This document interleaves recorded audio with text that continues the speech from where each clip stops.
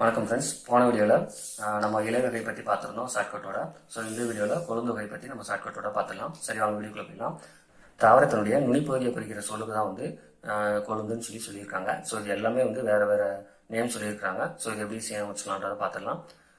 துளிர் அல்லது தளிர் அப்படின்றது வந்து நெல் புல்லு முதலீட்டுடைய கொழுந்துன்னு சொல்லியிருக்காங்க.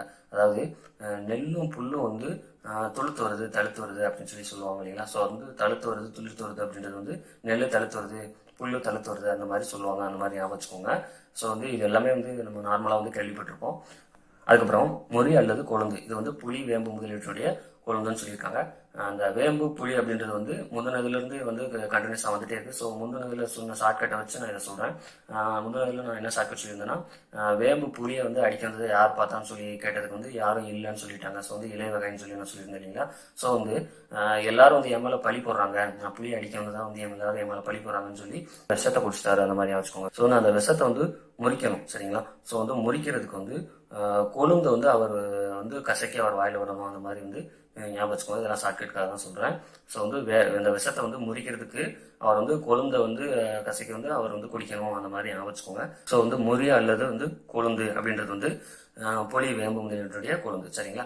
அதுக்கப்புறம் குருத்து அப்படின்றது வந்து சோளம் கரும்பு தென்னை பனை முதலீட்டுடைய கொழுந்துன்னு சொல்லியிருக்காங்க. இது எப்படி ஷார்ட்கட்ல ஞாபகம் வச்சுக்கலாம் அப்படின்னா, மக்காச்சோளம் கரும்பு தென்னை பனை இது எல்லாமே வந்து பார்த்தீங்கன்னா சந்தையில் வந்து விற்கிறதுக்காக வச்சிருக்காங்க. ஸோ வந்து மக்காச்சோளம் கரும்பு தென்னை பனை இது எல்லாமே தனித்தனியாக சந்தையில் விற்கிறதுக்காக வச்சிருக்காங்க. அதில் வந்து ஒரு திருடன் பார்த்தீங்க அப்படின்னா இது எல்லாத்தையும் திருடிட்டு வரான். ஸோ வந்து திருடிட்டே வரையில கடைசி பனைய திருடையில வந்து பிடிச்சிடுறாங்க. அவனை பிடிச்சி குத்துன்னு குத்திடுறாங்க. அந்த மாதிரி வச்சுக்கோங்க. எல்லாம் ஷார்ட்கட்டுக்காக தான் சொல்கிறேன். ஸோ வந்து பனை சோளத்தை மக்காச்சோளத்தை சக்ஸஸ்ஃபுல்லாக திருடிடுறாங்க. கரும்பு தென்னை எல்லாத்தையும் திருடிட்டு பனையை திருட வரையில அவனை பிடிச்சி குத்துன்னு குத்திடுறாங்க. அந்த மாதிரி வச்சுக்கோங்க. இதான் ஷார்ட்கட்டுக்காக தான் சொல்கிறேன். அதுக்கப்புறம் கொழுந்தாடை அப்படின்றது கரும்பினுடைய நுனிப்பகுதின்னு சொல்லியிருக்காங்க. இது எப்படி விஷயம் வச்சுக்கலாம்னா, கொழுந்தாடைன்றதை பிரிச்சதுங்க. ஸோ வந்து கொழுந்து கூட்டல் ஆடை அந்த மாதிரி வரும். ஸோ ஆடைன்றதை ஆடுன்னு ஞாபகம் வச்சுக்கோங்க. சரிங்களா. ஸோ ஆடைன்றதை ஆடுன்னு ஞாபகம் வச்சுக்கோங்க. உங்கள் ஆடு வந்து எப்படி கொழுன்னு இருக்குது அப்படின்னு சொல்லி ஒருத்தர் கேட்குறாரு. ஆமாம், நான் வந்து கரும்பினுடைய நுனிப்பகுதியை கொடுத்தே அந்த ஆடை வந்து நான் வளர்த்தேன், அதனால தான் வந்து அது கொழுன்னு இருக்குது அந்த மாதிரி வந்து அவர் சொல்கிறாரு. அந்த மாதிரி ஞாபகம் வச்சுக்கோங்க.